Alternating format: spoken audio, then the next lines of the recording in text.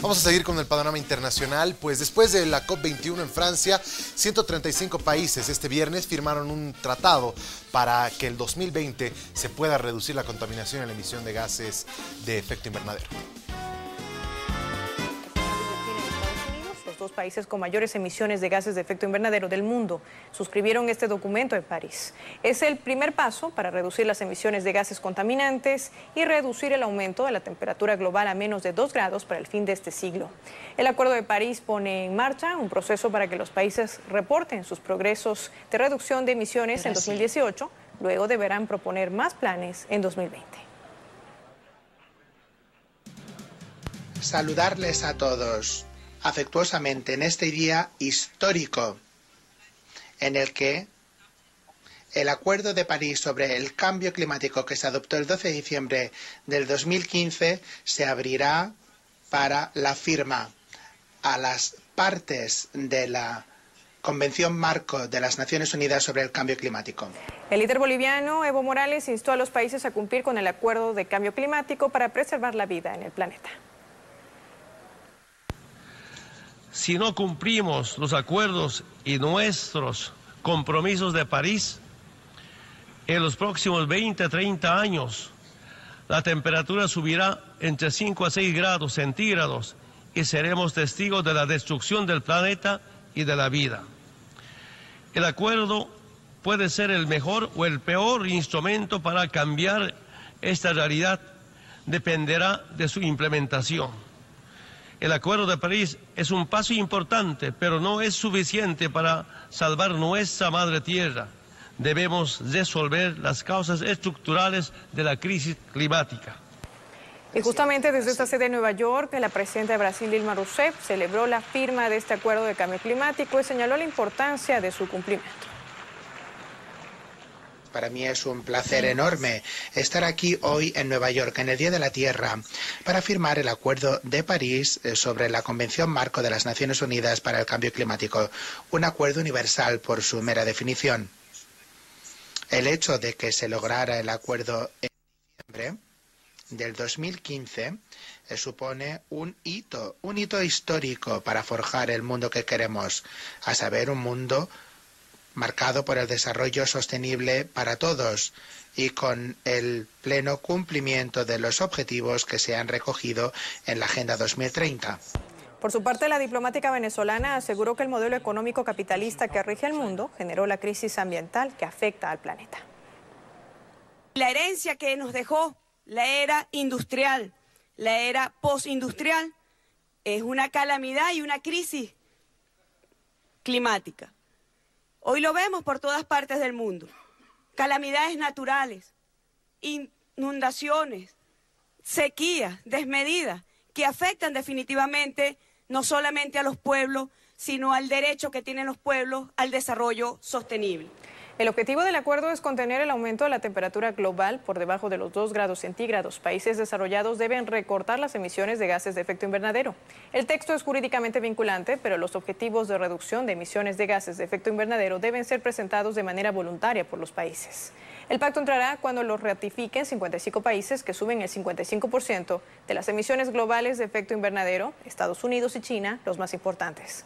Los países desarrollados deben proporcionar apoyo financiero a las naciones en vía de desarrollo para la reconversión energética. El documento también establece 100.000 millones de dólares como monto mínimo de aporte de estos países ricos. Esta suma se actualizará el 2025. 7 de la mañana con 8 minutos, luego de esta nota bastante completa que nos ha explicado este encuentro entre varios países para esta firma de este convenio para favorecer a la madre tierra, para favorecer al planeta. Vamos a dar la bienvenida al profesor Enrique Richards. Él es docente e investigador de la Universidad Mayor de San Andrés, que nos va a dar más detalles y más luces y más información sobre este tema. Profe, bienvenido, un gusto tenerlo con nosotros. Muchas gracias, Valeria, gracias por este espacio que es tan importante justamente para socializar estos temas que son claves para el desarrollo de nuestros países, ¿no? Y sí, bueno, es una gran noticia que 170 países hayan firmado o ratificado, mejor dicho, el Acuerdo de París. Sobre todo dos hay que destacar, Estados Unidos y China. ¿Por qué tenemos que destacarlo? Porque entre ellos dos suman más del 50% de las emisiones gaseosas de el efecto invernadero, que es el motor del cambio climático actual, ¿no? Vayamos al comienzo. ¿Qué busca este encuentro? ¿Cuáles son los fines de la firma de este convenio de los 170 países?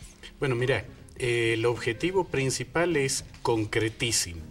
La idea es buscar que no se alcancen los 2 grados centígrados de aumento de temperatura global comparado con la era preindustrial. Estamos hablando finales del siglo XVIII.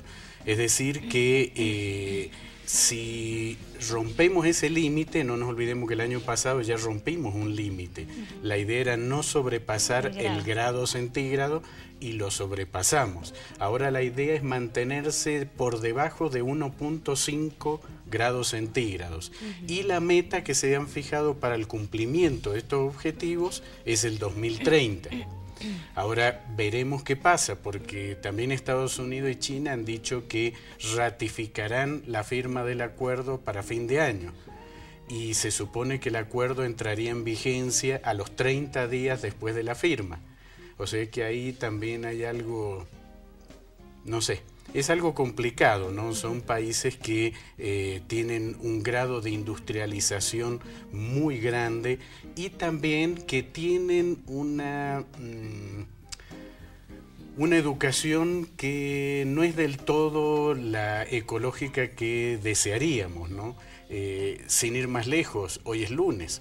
Y, por ejemplo, los lunes, por cable, por ejemplo, tienes en Discovery Channel, se llama el día Lunes de Motores, donde pasan todos programas que a mí me sorprende que Discovery Channel, The History Channel tengan este tipo de programas, programas donde se promueve, por ejemplo, la reconstrucción de autos antiguos y se les ponen motores que tienen 5.000 centímetros cúbicos o más, 8 cilindros en B, consumen cualquier cantidad de gasolina y que son utilizados por 1 o 2 personas nada más. O sea, no es el mejor mensaje educativo que podemos darle a una sociedad, ¿no? Sin duda en Estados Unidos, que es uno de los países... Obviamente, pero curiosamente, Valeria, estamos hablando de programas que salen por canales que siempre han tenido una tradición 100% educativa, como Discovery Channel. No te olvides que Discovery Channel es un canal de televisión que emanó de una revista científica de divulgación general que era Discover. Entonces, eso es lo que sorprende, ¿no? 170 países. ¿Por qué no más? ¿Por qué no menos? ¿Y cuál es la figura que cumple Bolivia en este acuerdo? Bueno, ¿por qué no más? Yo creo que todavía pueden sumarse más. Eso depende de cada país y de los intereses propios que tenga cada país. Es lamentable que esto recaiga sobre decisiones de gobernantes, cuando en realidad el cambio debería recaer en la sociedad. Y desde ese punto de vista volvemos otra vez al tema educativo, es decir, creo que es más importante la educación, porque un gobernante es una figura temporal, que hoy puede firmar y dentro de 4 años puede decir, bueno, yo no lo firmé a eso, no me interesa. Entonces creo que es más importante apuntar a políticas educativas que son a largo plazo y no tanto deslindar en políticos de turno. Ahora, respecto a la segunda parte de tu pregunta, nuestro país tiene un discurso ambiental que se refleja en la Constitución Política del Estado, se refleja en la Ley 300 de la Madre Tierra, en la 1333, más o menos en la 144, porque esa deja espacio a los transgénicos, como hemos hablado en otros programas, pero curiosamente, fíjate vos, Valeria, se cumple muy poco. Hay una suerte de doble discurso. hemos perdido el segundo lago más grande de Bolivia. El lago Titicaca sufre unos procesos de contaminación tremendo y es la reserva de agua dulce que estamos legando a nuestros hijos, a nuestros nietos. Y por otro lado también vamos a construir una central nuclear, que eso es un generador de calor impresionante. Por otro lado también no tenemos políticas adecuadas para nuestros vehículos. Hacemos un control vehicular todos los años, pero no se controlan, por ejemplo, las emisiones gaseosas, que por ejemplo para La Paz eso es muy importante porque un motor respira igual que un ser humano, pero claro, consume oxígeno, exhala dióxido de carbono, por eso se llaman motores de combustión interna. Entonces, debería haber un control porque en estos momentos, igual que nosotros, con la altura como que nos cuesta respirar. A los autos también. Entonces, en La Paz, la mayoría de los vehículos inhala oxígeno, pero no le alcanza para quemar el combustible. Entonces, lo que exhala no es solo dióxido de carbono, sino también combustible mal quemado, que es el smog que nos tragamos en el Prado cada vez que salimos al centro, ¿no? Profesor, para finalizar ya este encuentro, se nos ha cumplido el tiempo. Desde nuestros espacios vemos que las firmas son buenas intenciones de autoridades del momento. Quizás no es la primera vez que se hace la firma de un convenio, venimos desde el año 70 entre firma y firma, y pocas son las cosas que se han avanzado en el cambio climático. Más bien estamos cada vez más al borde del colapso. ¿Qué podemos hacer desde nuestros espacios? ¿Qué podemos hacer con los más pequeños que tenemos al lado, que seguramente son el futuro y les podemos enseñar algo? Así es, Valeria, tienes toda la razón del mundo. Estos espacios son importantísimos y yo había traído una pequeña lista de cosas que podemos hacer, ¿no? El ciudadano de a pie, que es el que tiene en sus manos el cambio. Uno, caminar más. Eso, el ejercicio mejora la salud y evita la contaminación. Qué bueno no tener vehículo. Qué bueno no tener vehículo. O usar, por ejemplo, la bicicleta. Ajá. Claro que en La Paz es más complicado, pero en el resto de Bolivia sí. Utilizar el transporte público. Hay gente que tiene el 4x4 más grande y lo usa una sola persona para ir al trabajo. Entonces, exigirle a las autoridades, por ejemplo, vías para las bicicletas, para los peatones, paseos peatonales, ¿no? Si compramos un carro que sea eficiente, que tenga un motor que realmente sea moderno, o preferiblemente los autos híbridos que ya entraron a Bolivia. Utilizar motos o ciclomotores en lugar de autos, manejar bien. Hay gente que no maneja bien, hay gente que deja el motor andando y se va a comer y vuelve. Mantener el auto en condiciones óptimas, revisar el inflado de las llantas, fíjate qué importante. ¿Por qué? Porque media libra menos en la llanta te aumenta un 10% de consumo de combustible. Entonces, mientras más altitas están, menos consumo. Utilizar combustibles renovables. En nuestras casas, por ejemplo, utilizar tecnología LED de bajo consumo.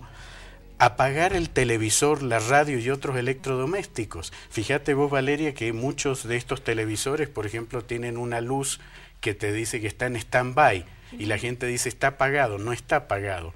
La electricidad sigue consumiéndose. O sea, todas las lucecitas en casa, del aparato de sonido, del DVD, correcto, del televisor, correcto. del cargador. Es muy poco el consumo, pero se suma a lo largo de un año. Entonces eso también hay que controlarlo. Las computadoras consumen muchísima corriente, Valeria, y la gente no maneja bien las políticas de suspensión de energía, hibernación de las computadoras. Entonces eso también hay que tenerlo en cuenta. Reciclar, usar menos agua caliente, promover, por ejemplo, el uso de energías limpias en lugar de energías obsoletas como la energía nuclear. Y el mejor aire acondicionado para el planeta, plantar árboles. También usar menos embalajes. Hemos hecho una política de los embalajes. Tenemos fiestas todo el año y buscamos envolver todo con la mayor cantidad de papelitos y mientras más bonitos mejor. y eso dura nada, porque lo desenvolvemos, lo tiramos, entonces como que no tiene sentido. Hay que cambiar un poco la cultura, ¿no? Y finalmente lo que tú decías, educar desde pequeños y utilizar las redes sociales para compartir este tipo de cosas. Muchísimas gracias por su presencia. Gracias a ti, Valeria. muchas gracias por sus consejos y por toda la sabiduría que nos trae siempre. Hasta la próxima. Gracias, Valeria. Hemos estado junto al profesor Enrique Richard, docente e investigador de la Universidad Mayor de San Andrés, que nos ha estado hablando de esta firma, de este convenio por el cambio climático. Continuamos con más información. Jorge Alejandro Burgo, ¿a qué tiene usted?